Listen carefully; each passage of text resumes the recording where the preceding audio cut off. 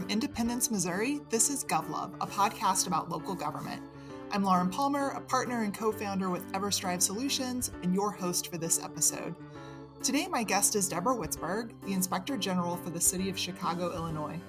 Deborah has served in this role since April of 2022 and previously served as the city's Deputy Inspector General for Public Safety, overseeing Chicago's police and police accountability agencies.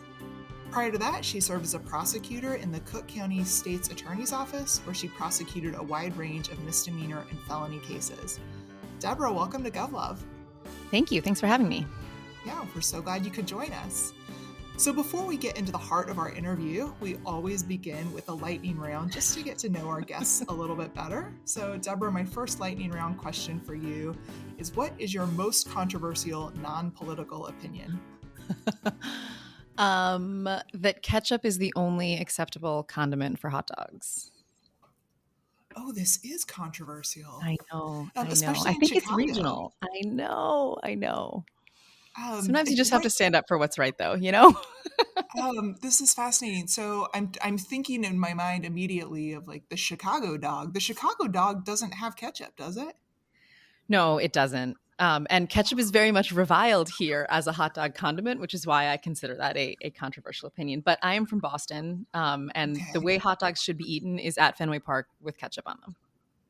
Okay. We've talked a lot about baseball in different episodes of the podcast. I think people can get behind that. But yeah, this is super controversial. I don't know if they do this at all baseball stadiums, but here in Kansas City at Kauffman Stadium where the Royals play, they do like this condiment race where they dress people up as the ketchup or mustard or relish and they race. I gotta tell you, ketchup is like always ahead in this thing. Like ketchup wins statistically more than any of the other condiments. So maybe you're onto something. I mean, it really should be a vegetable. It really should be a vegetable. It is. It's tomato based, but then we'll get into that controversy about isn't tomato a fruit? Fruit, vegetable, right? Yeah. Okay. I'm here for it. I love ketchup.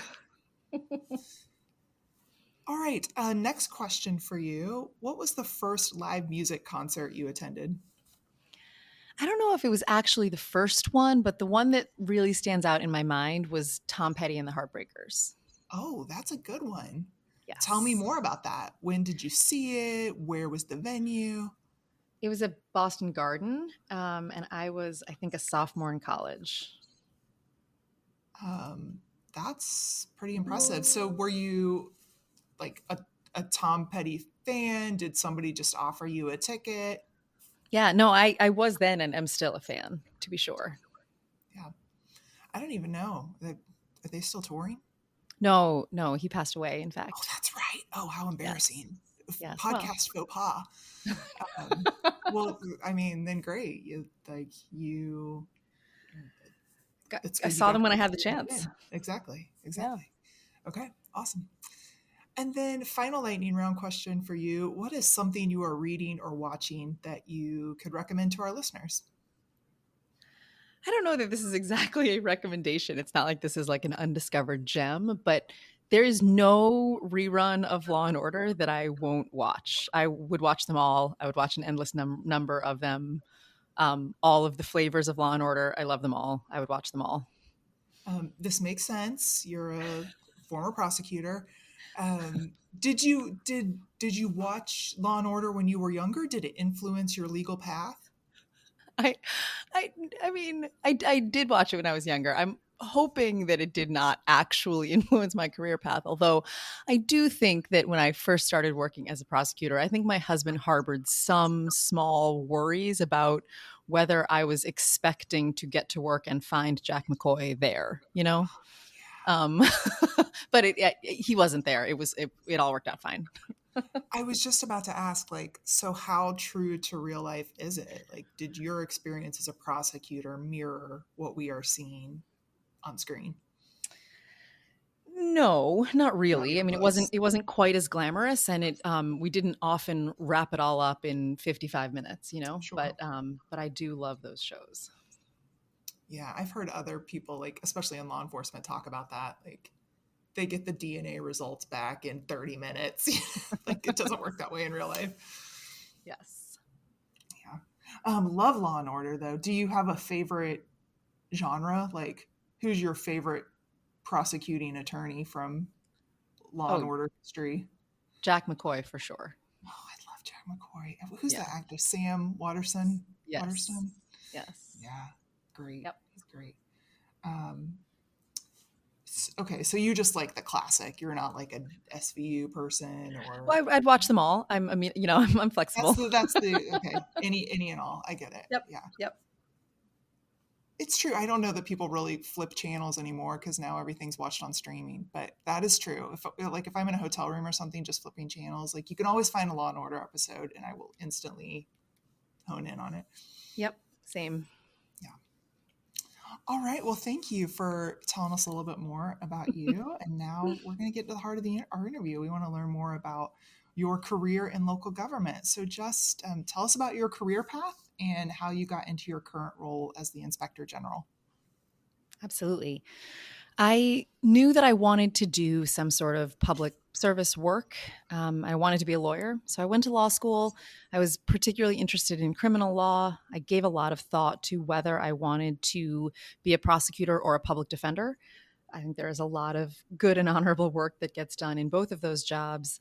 Um, I I liked the idea a lot of working on behalf of victims of crime. That attracted me to working as a prosecutor. I also I was worried about criminal justice. I was worried about the criminal justice system in Cook County and elsewhere. I went to law school here in Chicago, and I believed then. I continue to believe now that change from the inside is really powerful, and that if no one who is worried about a system being broken works inside that system, it stays broken. And so I think thoughtful and responsible prosecutors have a huge role and responsibility to prevent bad things from happening in the administration of criminal justice. So, for all those reasons, I really liked the idea of being a prosecutor. I will also say I had a mentor. I worked as a law clerk in the Cook County State's Attorney's Office here in Chicago, and I had a mentor in that job with whom I was talking about this question of doing, prosecution or defense work, and she said to me,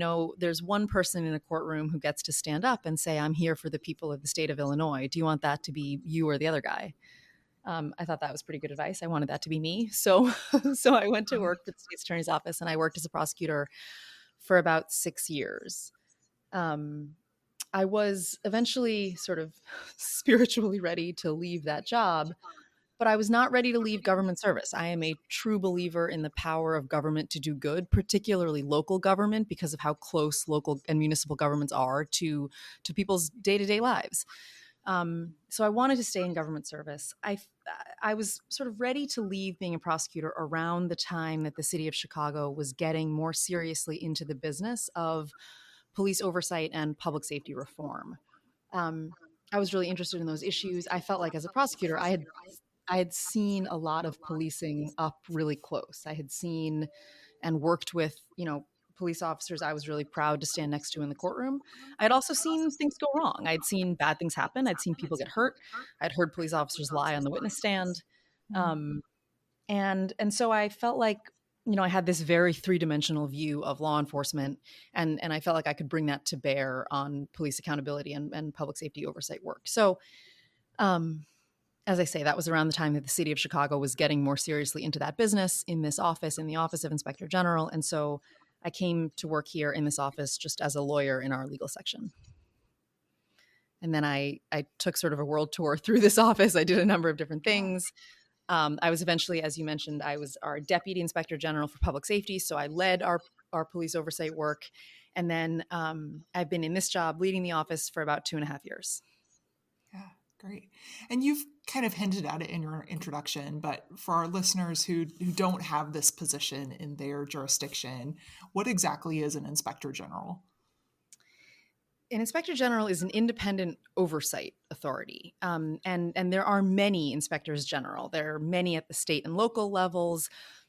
They're in every federal agency. They're in every branch of the armed services, and different offices of inspector general are structured a bit differently. But the thing that unites all of that work is that it is independent oversight work. So here at the city of Chicago, our office is an independent, nonpartisan watchdog agency within city government, and It's the mission of the office to eliminate fraud, corruption, waste, mismanagement, et cetera, in city government. We do that by doing a number of different kinds of oversight work. Primarily, we have sort of three channels of work. We do misconduct investigations, both administrative and criminal. So if somebody in city government is breaking the rules or committing a crime, we will investigate that. The second channel of our work is program and policy work, where we're looking at whether there are things in city government which could be working more effectively or efficiently or equitably than they are. And then the third channel of our work is transparency work. This is driven by the principle that information about the government belongs to the governed. So this is just an effort to shine a light into some dark corners of City Hall. It sounds very similar to an internal auditor position. A lot of communities have that role, but you explained to me that an inspector general is a little different. Can you compare and contrast your role to like an internal auditor? Yeah, well, there certainly are some areas of potential overlap. A couple of contrasts. One is when we are doing audits, we're doing performance audits, not financial audits. So that's not to say that we're not looking at the cost of city services and so on, but these are full scale yellow book government performance audits out of our audit and program review section, and they are Green Book compliant performance evaluations and reviews in our public safety section. I will also say the other critical difference between an OIG function and an internal audit function is this independence, this kind of arm's length from the entity we are overseeing. Our office is built that way. It is structurally independent to ensure that we can undertake work at our own discretion, and that we have the freedom to say what needs to be said, even when it is unflattering to the entity we are overseeing. And so independence, again, is sort of a hallmark and the lifeblood of Inspector General work. Got it. Thank you for that explanation. So, how do you pick your projects for inspection? This is a real challenge because there's a great deal to do. We are never going to get done everything that needs doing to fix city government in Chicago. And so every decision we make about what to take on has an opportunity cost. Every decision is a prioritization decision. And so as we are making those decisions, I try to direct our energies, deploy our oversight resources in the direction of those problems which matter most to people. The city of Chicago, city government here, operates at a tremendous deficit of legitimacy with its residents for generations. There has been a legacy of corruption and mistrust in city government, and as a result, there's, as I say, this deficit of legitimacy. So when we are selecting projects, we try to identify and prioritize those which give us an opportunity to pay down that deficit by getting at problems that genuinely matter to people and impact their trust in government and their sort of experience of government legitimacy. Sometimes that means we take on the things where there's the biggest pile of dollars at issue, but not always. So the example that I often think about is, we sometimes get allegations, we get complaints that building inspectors are soliciting bribes to pass building inspections. Mm-hmm. That is unlikely to be a giant pile of money at issue. That might be a $50 bribe or a $200 bribe. That is unlikely to get prosecuted as a crime here in Cook County or in the Northern District of Illinois. But for the person who can't be sure that their home is safe for their family because a city inspector was on the take, that has an enormous impact. That is an enormous contributor to a deficit of legitimacy. And so that's how I try to think about prioritizing our work, is to get at those problems where we have the best opportunity to pay down the deficit of legitimacy. Got it. So I'd love to hear more about your work without compromising anything confidential related to an active investigation. Can you tell us about a recent or current project that you're handling? Many things. I would say there are a couple of things that we've done a lot of work on in the last couple of years and that we'll continue to work hard on. One is the issue of the Chicago Police Department's handling of, and in fact, the city's handling of allegations that police department members are associated with or belong to extremist and anti-government groups. There have been allegations that members of the Chicago Police Department have belonged to the Proud Boys and the Oath Keepers and the Three Percenters and other extremist and anti-government groups. And we have done a lot of work looking at the shortcomings in how those allegations have been handled and ways in which the city of Chicago has, I think, failed to keep pace with national efforts to combat extremism in law enforcement. So that's one thing that we have done a lot of work on. We will continue to work on that comes to mind. Another thing that we've really prioritized in the last couple of years has been enforcement of the city's ethics rules. It Hmm. it it lands like something of a punchline that the city of Chicago has an ethics code.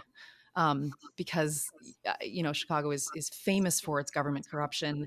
The Chicago way is a proper noun and like not in a good way. But in fact, the city has an ethics ordinance which applies to all city employees and officials. And those rules aren't perfect. There are certainly gaps in those rules, but they're what we've got. Those are the rules that stand between us and a government that no one has any reason to trust. Historically, those rules have been under enforced. This office historically was not very active in investigating investigating violations of those rules and enforcing them. We have taken a very active and very much more aggressive approach in recent years. And I think that's really important. I think that's one of the ways we turn the tide, by holding people accountable when they abuse positions of public trust. Yeah, that's really interesting. And I think that's really relatable. I think there's a lot of communities that have these ethics ordinances, but it's kind of a paper exercise. I mean, I don't know how much is actually being done to, as you say, investigate or not even investigate, just keep those at the forefront. So that's really interesting. What made you focus on that? I think that really goes back to the deficit of legitimacy Yeah. observation. Um, we're not we're not going to make very much progress if we're letting people off the hook. There's certainly a temptation to do that. Those cases are procedurally complex. The rules are, as I say, imperfect. There are gaps in the rules. And to have a very resource intensive investigation, which results in somebody getting, a $5,000 fine, that can feel like an unsatisfying use of resources. But Hmm. I think there's a really important bigger picture here where the only way we send the message that bad actors will be held accountable is to hold bad actors accountable. There's a really long arc here of misconduct and mistrust, but we are going to bend it back, and I think this is one of the ways we do it. Yeah, great. Okay, Deborah. So, in our conversation to prepare for this interview, I made notes of several things that you said that just really intrigued me. And I want to reflect those back to you and invite you to elaborate on them for our audience. How alarming. Yeah, no, like I said, I found them really intriguing. Like, oh, our listeners should hear these. The first one you've talked about, it's when you said Chicago operates at a deficit of legitimacy with the community, and you've kind of explained how, you're making decisions to pursue investigations that maybe have a lower bang for the buck in terms of dollar value, but have a big value with this issue of legitimacy. So I just invite you to, if you want to explain more about that and how your office is trying to reestablish legitimacy in city government. Yeah, I think the way I mostly think about it is the way we've talked about, that this is an organizing principle for making prioritization decisions. The other place that I think about this in our operations is in our public awareness raising efforts. We have done a lot of work in the last couple of years to increase awareness of who we are and what we do and where to find us. And we get many, many, many more intakes than we used to. We hear from people Mm. much more often than we used to. So we get, somewhere between 2,000 and 5,000 intakes a quarter. That's a lot. And that Incredible. number is going up. And I take that to be a good sign. I don't think that number is going up because more things are going wrong in city government. I think that number is going up because more people do, in fact, know who we are and what we do and where to find us. And people are willing to imagine that if they're worried about something that's going wrong in city government and they report it, something might be done about it. I take that to be a very good sign in terms of building public confidence. Yeah, visibility matters.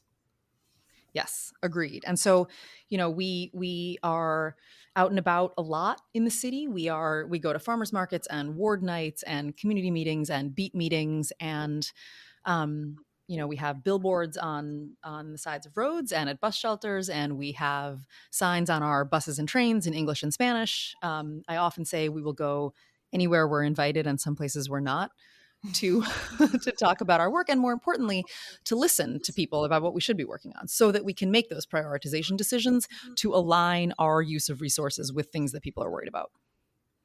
I like that. I'm glad you brought that up. ELGL does a lot of work and promotions in the communication space and just trying to help our members be more connected to the communities that they serve. So again, I think that's a really relatable message for our Yeah. audience. Yeah. Okay, I'm going to reflect back to you this second Deborah soundbite of wisdom and let you share a little more with our audience. So, the other note that I took, I'm worried about what's wrong in criminal justice in Cook County. So, tell us more. What's wrong in criminal justice in Cook County, and how are you working on change in the inspector general role? Well, I think there are many things to worry about the administration of criminal justice. Cook County has a long and troubled and troubling history of wrongful convictions. Um, and that's by no means the only problem, but it's a really important one, of course. Um, and I think a lot about the fact, in our oversight of the Chicago Police Department, I think a lot about the fact that CPD does not operate in a silo. It is very much part of this criminal justice ecosystem in Cook County. And there are lots of problems that cut across agencies and government bodies, et cetera, all of which impact the quality of the administration of justice. That is to say, the fairness of the procedural fairness of our criminal investigations, the integrity and robustness of the outcomes of criminal cases, the treatment and protection of victims of crime, all of those things. There's lots to worry about here. Okay. And then the final note that I want to give you a chance to react to, you said Chicago has a history of policy by crisis response. So, what is policy by crisis response, and what's a better approach that you're advancing as Inspector General? This observation boils down to the fact that for many, many, many decades, maybe always, um, Chicago has gone about new oversight and governance and accountability efforts in response to things going very wrong. So something will go wrong, there'll be a scandal, and then in response to that, there'll be a new department, a new commission, a new acronym, a new blue ribbon committee, a new whatever the case may be in response to that crisis. And then the next crisis will lead to the creation of a new thing, right? A new acronym, a new body. Um, and that, I think, has led to a very crowded oversight and accountability landscape, Mm. which is hard to navigate and has lots of potential for overlap and crossed wires and so on. So I think that's complicated. A better approach, of course, would be a proactive, planned one where we have an opportunity to identify institutional strengths, which functions are best performed by which entities or agencies in city government, how those entities might work together. And we're making some progress in that direction, navigating that crowded field, that crowded landscape. But I do think that some of what makes our work complicated is this legacy of public policy by crisis response, where we have lots of structures and processes in place which were crisis reactions rather than proactive public policy decisions. Yeah. You really summarized it well there at the end. It's hard to break out of a cycle of being reactive and shifting to being more proactive. And I think you can apply that concept to lots of different areas of how we manage in local government. Yes, agreed. Okay, you explained you operate as an independent watchdog, but I find that really interesting because at the same time, you rely on support from city staff to complete your work. So, how do you manage those relationships where you're oversight but also need cooperation? I think you've really hit this question on the head. This is a huge challenge. This is I think in some ways the hardest and the most important part of what we do. It is, you are absolutely right. Other people in city government are part partners in and part subjects of our work. That is complicated and hard to navigate. I think that thoughtful management of human relationships, that's how the oversight enterprise succeeds or fails. Um, and I think calibrating those relationships correctly is the challenge that is incumbent on us as leaders of the office. So, you know, I am often in conversation with other folks in city government where we are all in the space of a week, we are working with them on one thing and investigating their department about something else. That's challenging. That's part of the challenge of the job. I will also say, city employees have a legal duty to cooperate with the work of this office. So a lot can be done in a collaborative and cooperative fashion. I often say, you know, we ought to stay on the cooperation train as long as we can. And then when we get to a point where we have to get off that train, because of how fiercely we protect our independence, or because we are running up against a failure to cooperate, then we get off the train, and then we enforce the legal duty of city employees to cooperate with our work. Yeah, that's really interesting. Like, how big is your team? Like, how many people are on staff in your office? We have about 120 people on staff. Oh, yeah. I mean, that's enormous. And do most of those staff come from within the city organization, like previous experience in local government, and then they're coming into the inspector general's office, or they're recruited from externally? Does that make sense? Yeah, it does. I am happy to say that we have a huge range of incredibly impressive people here, and those people come from a really broad range of professional back and academic backgrounds, including some in city government. So we absolutely do have people who have worked in other city departments. We have people who are former members of the police department. We have active members of the police department who are detailed here. We have people who come to us from academia and journalism and policy organizations.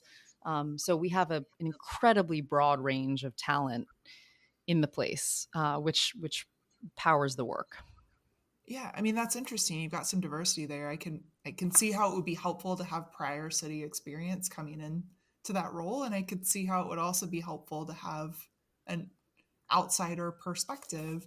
Is there anything that you all do proactively, like in your new employee onboarding or training process, to sort of reinforce this notion of relationship building? This is something we talk a lot about, and it's hard. I mean, I think there's no way it just is. I think sort of confronting the challenge of it is the first step. You know, it's like the first step is to admit you have a problem. I think one of the things I talk a lot about is that acrimony is not a substitute for rigor. I think Mhm. there is a temptation in this work to imagine that um, we can like substitute the rigor of the work by simply having a hostile relationship with the people we oversee. Like that's not going to do it. Just having a hostile relationship doesn't necessarily mean that we are doing a good job of holding people accountable. That's something we talk a lot about. I think the thing we have done in terms of managing the work, which I am most proud of and optimistic about, has to do with an interdisciplinary approach to the work. And this isn't necessarily limited to relationship management with other city actors, but it does draw on the experiences of lots of folks here, including, you know, combining that kind of like institutional knowledge of city government with an outsider perspective. we do a huge amount of work in interdisciplinary teams in this office. So those are teams which draw on, for example, we'll have a data scientist and performance auditors and a lawyer all working together on a project, or we'll have police oversight and accountability specialists working with investigators, or whatever the case may be. We do a huge amount of interdisciplinary work so we can draw on strengths and practice areas and perspectives and relationships across the office to sort of build the right oversight hammer for each nail that comes through the door. Mm-hmm. Fascinating. Okay, now I'm going to ask you to rewind a little bit so we can talk about your experience when you were in the deputy role and you focused on public safety reform. And of course, public safety reform is a big hot topic in local government right now. And I think your work in that space will be really interesting to our audience. So maybe you could just start by sharing what's your proudest accomplishment from your work in police reform in that deputy role? I think the thing I am proudest of is having gotten that component of this office to a place where lots of good and talented people in leadership at the Chicago Police Department respect the work that we do, even when they don't necessarily agree with the outcome. That's the place you want to be in oversight, I think, is where the people you are overseeing acknowledge the value and the fairness of the work, even when they're not thrilled about the outcome. I think that's a good place to be. That's all about building institutional and professional credibility. It goes to all of these relationship management questions. I'm proud of that. I'm proud of having sort of gotten our public safety section there. Yeah, I'd say that's an enormous accomplishment. It really, I was hearing echoes in my mind of my mentor and grad school professor. He taught us so much about managing for respect. Like they're not always going to like you in the job, but if you are doing it with integrity and they respect the way you approach the work, that's what you're aiming for. Yeah, I think that's right. Easier said than done. So if you feel like you accomplished that, I think that's some great work to be applauded. Well, some days more so than others, of Yeah, course, but of I course. think, But yeah. but I think that's the kind of like that progress, that kind of progress is not linear, and there's some hard days. But I think, as a general matter, I think we've moved in a good direction. Yeah, great. So, what advice do you have for our listeners in city management or police command about public safety reform? I guess I would say a couple of things about this. I think there's a tempting and dangerous idea out there.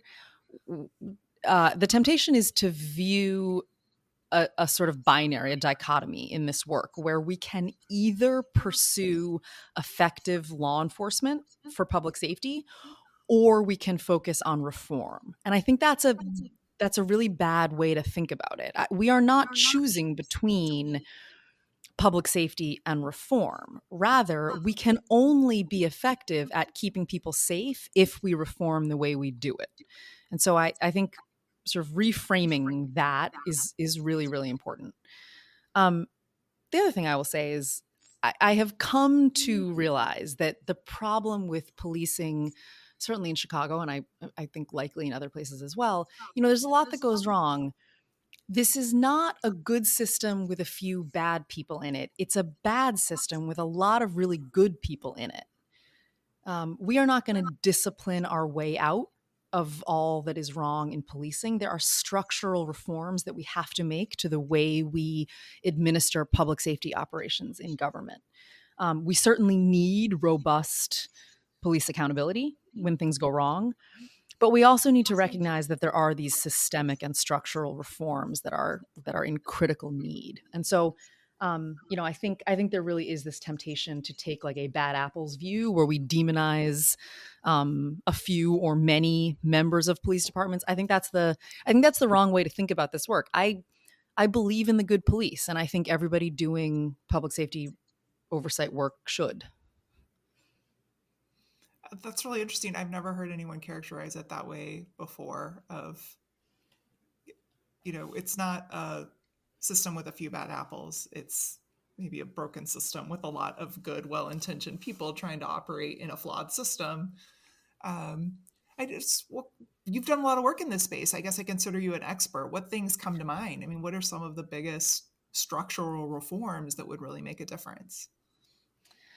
Well, I do think certainly we need an accountability system that works when things, when there are individual allegations of wrongdoing. I think about a robust and functional accountability system as sort of a pressure release valve. I think we are unlikely to get to a place in policing where nothing ever goes wrong, where nobody is ever accused of doing something wrong. Now, again, that's not going to be, we're not going to discipline our way out of where we are, but we do need a robust and transparent disciplinary system so that when something goes wrong, a member of the public can make a complaint against a police officer and be confident that it will be handled appropriately, and where a police officer can be confident that they're going to be treated fairly, and that they can be confident that they're not going to get railroaded when they get accused of something. So I think that's one thing: an accountability system in which both members of the public and members of the police department have reason to be confident. Second thing I would say is that we need to right size the footprint of policing. We ask police officers to be the first line of defense and the last resort for an ever growing universe of problems, where we don't necessarily equip them to succeed. So we do not recruit or train police officers to be behavioral health specialists or substance abuse counselors or many, many other things. And then we sort of set them up for failure when we put them in those, where we ask them to fill those functions. And so I think on a structural level, we have to determine which functions belong within a police department. And we've got to equip the police department to succeed at those functions. And then we've got to decide which functions would be better performed by somebody else who might be better situated, better equipped to do them. And then we should allocate those functions accordingly. The third thing I would say, since you asked. No, I did. Please go on. I think there's a lot to worry about officer wellness efforts in the Chicago Police Department. Whatever else there is to be said about this, it's an incredibly challenging job. And at bottom, police officers run toward the things from which the rest of us get to run away. Mm-hmm. And the very least we can do, the most basic obligation we owe to those people is good wellness support. And I think that's lacking here, and I think it's lacking in a lot of places. Thank you for concluding on that point. I think you're so right. And, we have a lot of members of law enforcement who are part of ELGL and certainly listeners of our podcast. And you are so right. It cannot be overstated. That's a hard job. And I'm glad there are other people who want to do it. And we got a lot of work to do to make sure they're supported in the right way. And also that we've got systems that are fair to the community too. So it's complicated. Thank you for your work in this space. And to others in our listening audience who are doing work in this space as well, I hope they could take something away from your input and keep after it, because we got a long way to go. All right. Well, is there anything else that you want to share with our audience before we wrap up? I don't think so. I think we have covered so much territory, starting with ketchup. So no, I think we've got it all. Yeah, it's been wonderful to meet you. Thank you for your work as Inspector General and for sharing a little bit more about City of Chicago. And GovLove, we do episodes from small communities to mid-sized communities. And so it's fun to have an episode with definitely a mega urban center and learning about the impressive. Well, thank you so much for having me. I really appreciate your work. I'm a true believer in local government. So I really appreciate the work you're doing. And thank you so much for having me.